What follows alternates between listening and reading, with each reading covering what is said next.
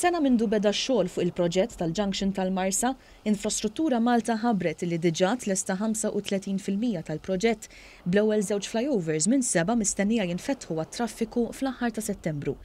Flaqa mal-ġurnalisti il-Kap Eżekuttiv t'Infrastruttura Malta, l-Inġinier Fredrik Azzoppardi, qal li żewġ flyovers oħra se jinfetħu għat-traffiku fl-aħħar ta' Jannar tas-sena d-dieħla.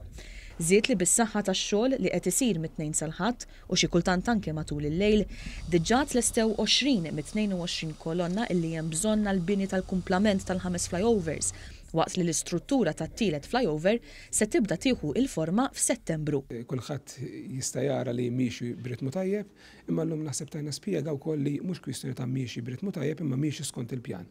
Iva għandna madwar 35% tal-proġett kollu tal-Marsa li huwa lest. L-ewwel żewġ flyovers se jgħaddu l-karreġġjata minn Ħalluqa għal Marsa li se tintuża fid-direzzjoni opposta biex jonqos it-traffiku li qed jinġema fil-korsiji bħalissa u bekk uħud minnhom ikunu jistgħu jingħalqu ħalli jkompli il-bini tal-bqija tal-istrutturi.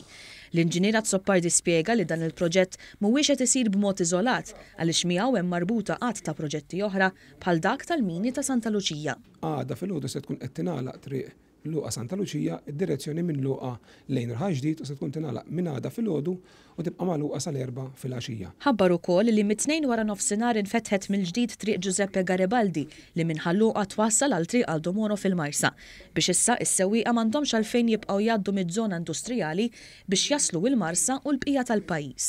F'dawn il-jiem se jkun hemm tibdil ukoll fil-korsiji li jagħtu għat-tramuntana ta' Malta, kif dawn se jitresqu lejn il-ġenb biex il-ħaddiema ikunu jistgħu jkomplu jagħtu il-konkos fuq il-flyovers. Importanti li wieħed issa isegwi wkoll l-avviżi li se qed noħorġu kważi kuljum fuq dan il-proġett, imma wkoll anke jsegwi dak li jkun hemm indikat sinjali fuq il-post tal-Marsa u anke fil-viċinanza biex wieħed ikun jista' anke jgħaddi minn dawn it-toroq aħjar. L-esperti ta' Infrastruttura Malta qegħdin jirrevedu jirfinaw il-pjani tal-kuntrattur biex jassiguraw illi x-xogħlijiet kollha jitlestew fl-iqsar żmien possibbli. Bil-pjanu li l-proġett li qed isir b'investiment ta' 70 miljun euro jitlesta sal-aħħar tas-sena d-dieħla.